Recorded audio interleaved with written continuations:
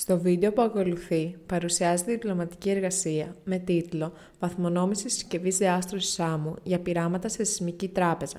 Η διπλωματική εργασία διεξήχθη από τη φοιτήτρια Γεωργία Σωτηρίου, ενώ επιβλέπων σε αυτήν ήταν ο καθηγητής του Αριστοτελείου Πανεπιστημίου Θεσσαλονίκης, Δημήτρης Πιτιλάκης.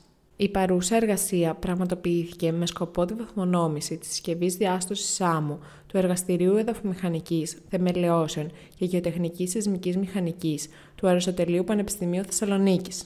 Ως αδρανές υλικό χρησιμοποιήθηκε ομοιόμορφη γαλαζιακή άμμος τύπου Σιμπέλκο με μέγιστο δείκτη πόρων 0,9 και ελάχιστο δείκτη πόρων 0,56. Η βαθμονόμηση έγινε μεταβάλλοντας ταχύτητα περιστροφής του τυμπάνου, την ταχύτητα της οριζόντιας κίνησης και το ύψος τόσης της άμμου. Η πειραματική διαδικασία επαναλήφθηκε 51 φορές, από τις οποίες λάβαμε τη μάζα του κάθε δοκιμίου συμπληρωμένη με την άμμο.